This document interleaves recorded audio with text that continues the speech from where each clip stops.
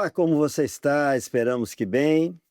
Mas dessa vez nós estamos aqui para falar sobre orçamento familiar. Neste programa, nós vamos tratar sobre mercado imobiliário, mais especificamente sobre locação de imóveis. Esperamos que possamos contribuir com você que tem interesse nesse assunto. E para nos ajudar na meditação sobre locação de imóveis, nós recebemos aqui no estúdio da TV Manaim, com muita alegria e gratidão, a advogada Débora Anne. Seja muito bem-vinda, doutora Débora. Muito obrigada, é um prazer poder contribuir com essa discussão. Muito bom. Doutora Débora é especialista, né, nesse assunto, mercado imobiliário. Perfeito, especialista em direito imobiliário. Direito imobiliário. Então está aqui para nos ajudar. E de saída, doutora Débora, como que anda nessa situação de juros elevados, muitas vezes até uma insegurança? Como é que anda o mercado de locação de imóveis no Brasil?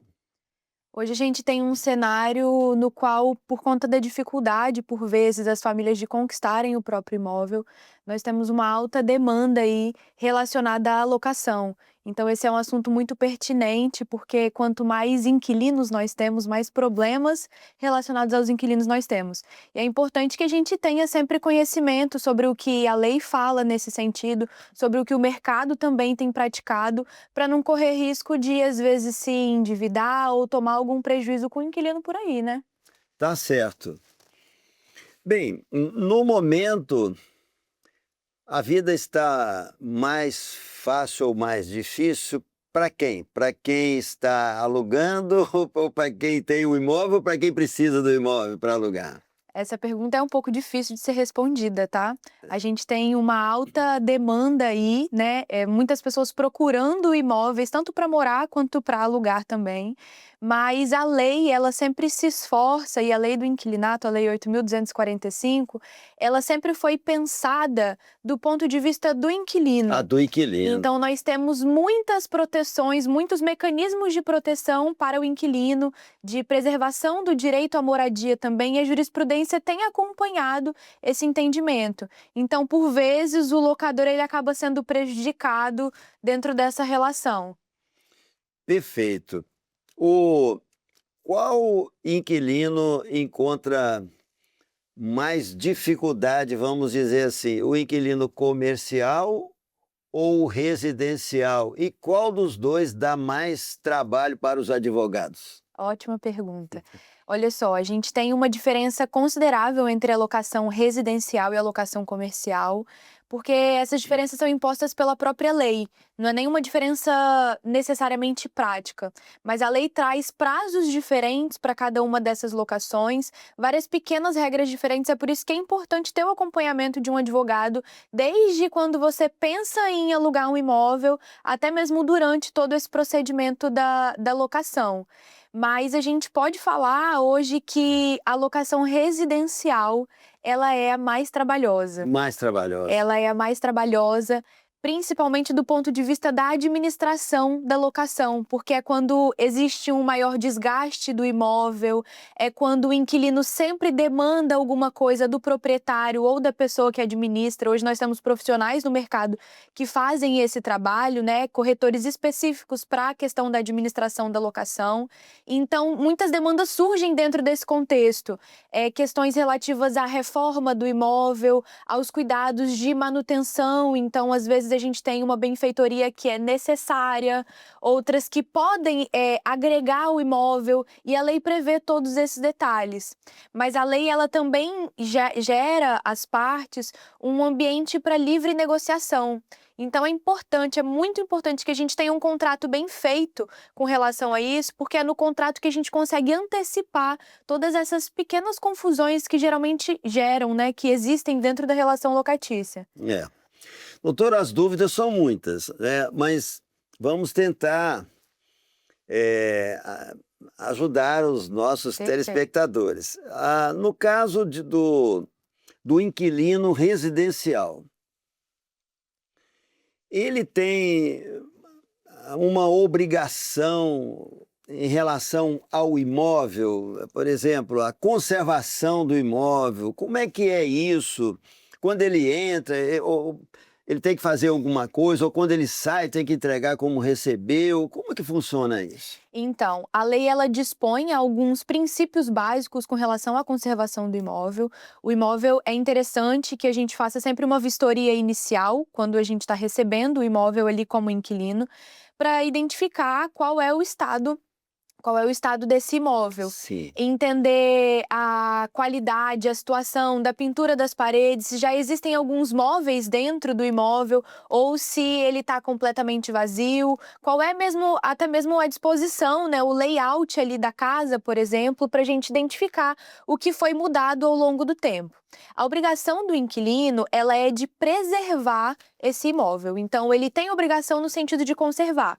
A gente não pode receber um imóvel enquanto inquilino com as paredes pintadas de branco e devolver com as paredes todas descascadas, manchada por conta do uso ou com uma torneira faltando, porque isso não é um sinal de uso de desgaste natural. Mas a lei também protege o inquilino nesse sentido, no sentido de prever que o desgaste natural existe e ele não é necessariamente de responsabilidade, ou seja, o inquilino não precisa indenizar esse desgaste natural. Então é normal que, por exemplo, nós tenhamos um desgaste das portas e das janelas da casa. Não é porque eu entrei num imóvel hoje e saí daqui a 5 anos que eu preciso trocar todas as portas e janelas da casa. Mas com relação à pintura, que é uma questão de fácil manutenção, com relação ao desgaste das torneiras, do registro, que é uma questão de fácil manutenção, aí a gente pode falar da responsabilidade do inquilino.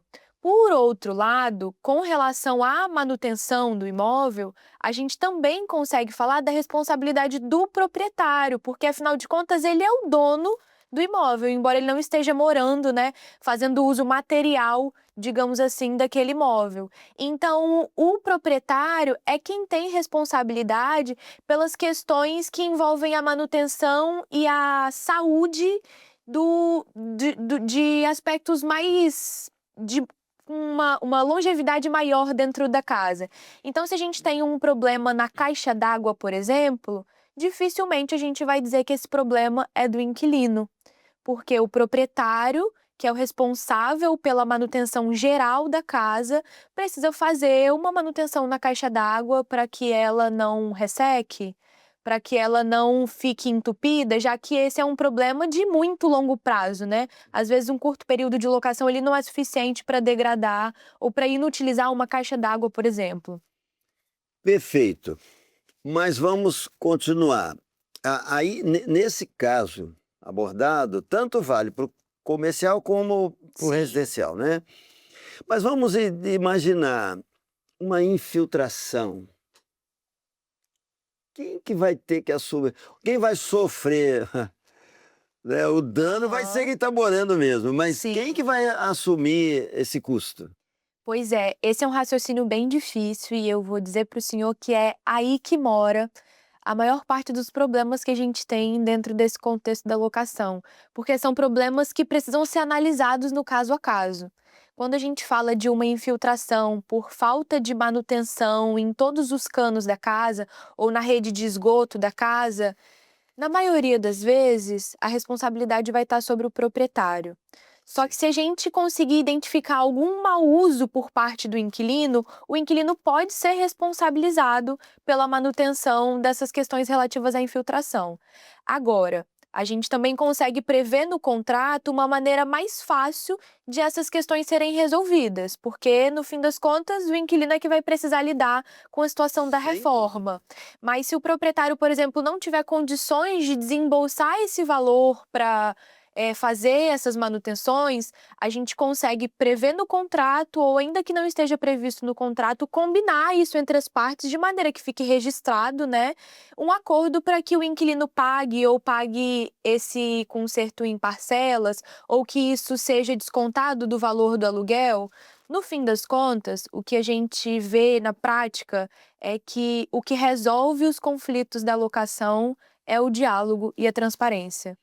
Porque, por vezes, vai ser difícil identificar quem foi o real causador daquilo. Sem dúvida. Essa é uma dificuldade que até mesmo a justiça enfrenta em vários momentos, entendeu? Então, quando a gente tem algum profissional competente para gerir essa locação, a gente consegue resolver todas essas coisas de maneira equilibrada, sem pesar demais para um lado ou para o outro, e sempre preservando o imóvel e, né, valorizando o imóvel.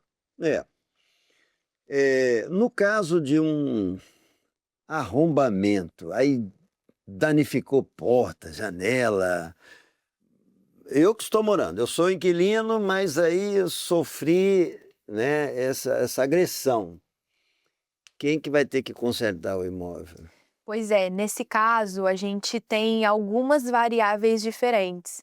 Quando a gente fala de um imóvel que está dentro de um condomínio, a gente precisa, primeiro de tudo, investigar a responsabilidade do condomínio, Do- porque às vezes pode ser uma questão de segurança, mas a gente precisa que essas questões e a responsabilidade do condomínio esteja prevista na convenção do condomínio, para que a gente consiga, então, responsabilizar o condomínio nesse sentido. Agora, se a gente está falando de uma situação de força maior ou de algum imprevisto, né, alguma questão que, enfim, era impossível de ser prevista, de ser antecipada, seja pelo locador ou locatário, via de regra, quem vai responder por esses danos é o proprietário. Digo isso com relação a trocar a porta que foi arrombada, aos danos do imóvel. Agora, infelizmente, se alguma coisa foi perdida dentro de casa, esse ônus quem arca é o inquilino que sofreu com o possível furto ou alguma coisa nesse sentido, ou a violência. Muito relacionado já à segurança mesmo, Isso né? aí, exatamente. Bem, ainda nesse, nesse raciocínio, imaginemos uma situação que eu já até vi acontecer. Alguém está fazendo uma obra próximo do imóvel que eu moro e que eu sou inquilino. Seja qualquer obra, pública ou particular, e causa uma rachadura, coloca em risco aquela moradia, né? Aham. O proprietário é obrigado a me ceder outro imóvel ou o contrato não é considerado quebra de contrato, cada um vai cuidar de si? Como é que funciona isso? Pois é. Aí a gente precisa pegar esse contrato e descobrir o que está previsto lá. Dificilmente o proprietário vai ter a responsabilidade de me fornecer um novo imóvel, porque, afinal de contas, aquelas rachaduras ali não poderiam ser previstas nem por ele mesmo. Mas, geralmente, a gente consegue a quebra desse contrato sem multa ali para ambas as partes, por conta dessa questão imprevisível, mas que, querendo ou não, afeta a nossa qualidade de vida, a nossa vivência ali dentro daquele imóvel. Então, é bem possível que esse contrato possa ser encerrado por conta dessa rachadura ou de algum outro dano que inviabilize a permanência, a continuidade dessa locação. É. Sobre a quebra de contrato, né? Eu vi uma situação mais ou menos assim. Um imóvel comercial, o contrato para 5 anos foi Aham. feito. Eu acho que tempo de contrato é combinado entre as partes, né? A lei É não... combinado entre as partes, mas a lei traz diversas regras que Olha, envolvem, inclusive são até algumas pegadinhas às vezes, pois tá? é. Que quem não tem a assessoria de um advogado acaba cometendo uns erros nesse sentido. Porque é um raciocínio que não é muito intuitivo. Então, para a pessoa que não tem o contato com o direito imobiliário, acaba se perdendo nesse sentido. Por exemplo, quando a gente trata da locação residencial, os contratos que são inferiores a 30 meses, eles acabam entrando dentro de uma lógica da lei do inquilinato, onde impera a locação por tempo indeterminado. Isso significa que quando a gente assina um contrato de locação inferior a 30 meses, é muito mais difícil do proprietário retomar esse imóvel, Olha, porque a lei não respalda ele nesse sentido. Ele só consegue retomar esse imóvel com uma denúncia vazia, que a gente chama, que é sim. sem um motivo específico, depois de 5 anos da locação.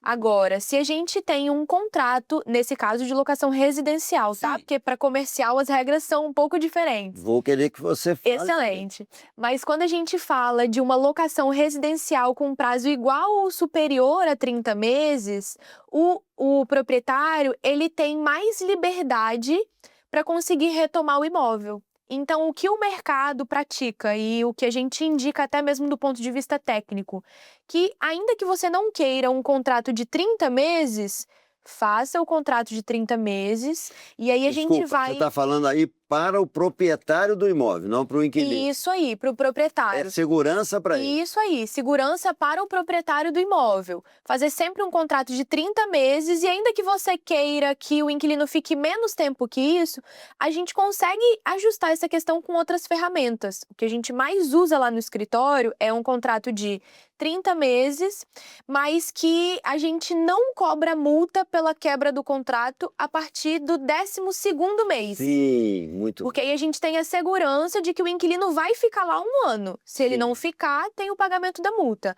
Agora, a partir de 1 ano, como eu não faço tanta questão assim que esse inquilino continue, então a gente deixa sem a multa, até para que eu tenha a vontade ali, né, à minha disposição, o direito de tirá-lo do imóvel quando eu quiser. O que não é permitido num contrato de locação residencial inferior a 30 meses. Essa é Muito uma bem. pegadinha da lei do inquilinato que muita gente sem assessoria jurídica cai por aí. Muita gente. Débora, você falou do residencial. E o comercial, como é que acontece? Pois é, a lógica do comercial ela é praticamente inversa. A gente tem um prazo de 36 meses, mas nesse caso, quem está mais protegido é a loja, o estabelecimento comercial, que está ali, né, no caso, os inquilinos. Porque quando a gente tem uma locação comercial com o uso do imóvel ali, com um contrato de locação superior a 5 anos, e aí a gente pode ter um contrato de 5 anos ou 5 contratos de 1 ano, desde que aquela loja esteja ali naquele lugar há mais de 5 anos e exercendo a mesma atividade comercial ali naquele ponto há pelo menos 3 anos, ela passa a ter direito à ação renovatória. Então, ele consegue, é um privilégio que a lei do inquilinato dá ao empresário, permanecer usufruindo daquele ponto comercial ali, justo para fortalecer a economia, consolidar a economia do local, para que o proprietário não tenha à sua disposição o direito de tirar e colocar as lojas que ele bem entender ali naquela região, entende? Entendido. Mas vamos imaginar, eu estou falando de coisas que a gente vivencia, a gente Aham. vê. Vamos imaginar, o empresário tem uma loja, qualquer coisa, um escritório, é comercial. Ok. Fez a locação e fez um contrato de 5 anos e ficou Aham. os 5 anos. Quando encerrou o último mês do 5º ano, ninguém fez renovação de nada. E ele continuou ali. Tipo aquela convivência. Aí a gente tem um Como é caso que de funciona? prorrogação indeterminada do contrato. Ah, Então, o contrato vai permanecer vigendo, a gente não precisa necessariamente de fazer um aditivo e a qualquer momento, nesse caso, a gente tem, na verdade, um prazo para entrada com ação renovatória e a partir desses 5 anos, o locador ele consegue pedir de volta o imóvel a qualquer momento. caso o inquilino não peça a ação renovatória, entendeu? Caso ele não faça Entendi. esse procedimento da ação renovatória. Entendi. Então, quem está mais protegido aí, Até o prazo dos 5 anos, a gente tem uma proteção maior para o empresário. o Só que o locatário, o o locatário. inquilino, A partir daí, o locador fica isso aí. mais protegido. Afinal de contas, ele continua sendo o proprietário, então ele não pode perder totalmente o seu direito de gerir, usufruir, dispor do seu imóvel, exatamente, indefinidamente. E aí, no caso, denúncia vazia, se ele quiser, o imóvel faz isso? A gente consegue providenciar uma denúncia vazia a partir desses 5 anos, se o prazo para ação renovatória não for usufruído pelo inquilino. Aí o imóvel fica à disposição do proprietário. Débora, e quando o proprietário do imóvel exige pagamento adiantado do aluguel, como é que é? Isso tem lei? A gente tem previsão de lei nesse sentido. Para as locações tradicionais, isso não pode ser feito. Não pode? O que pode ser feito são o uso das garantias, e aí a gente tem a caução, a fiança, o seguro-garantia, algumas modalidades de garantias diferentes, mas a gente só consegue falar de pagamento antecipado e de pagamento com prazo reduzido ao mensal, por exemplo, a diária, quando a gente fala da locação por temporada. Porque na locação tradicional a lei é bem rígida nesse sentido. Tá certo. Doutora Débora Anne, especialista em direito imobiliário. Muito bem. Trabalha com isso? Isso aí, só com isso. Que ótimo, muito bem. A TV Manaim te agradece por essa contribuição com os nossos telespectadores e em breve teremos o prazer de te convidar novamente para falar dentro do assunto.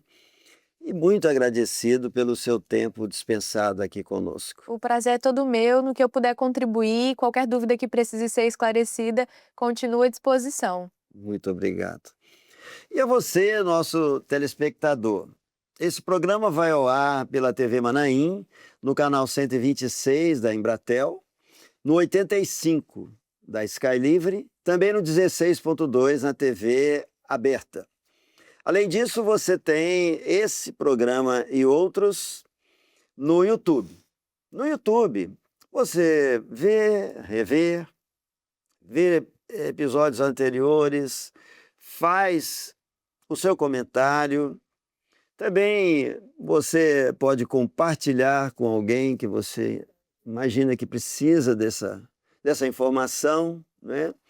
E se você tiver dúvida ou sugestão, por favor, lá no comentário, coloca aquilo que você deseja. Se for uma dúvida, nós nos comprometemos a te responder, inclusive com o auxílio da nossa querida doutora que está aqui, doutora Débora Anne, para nos ajudar, né? E não deixa de dar o seu like e acompanhe a programação da TV Manaim. Estamos 24 horas no ar com uma programação diversificada e interessante. Experimente. Até lá!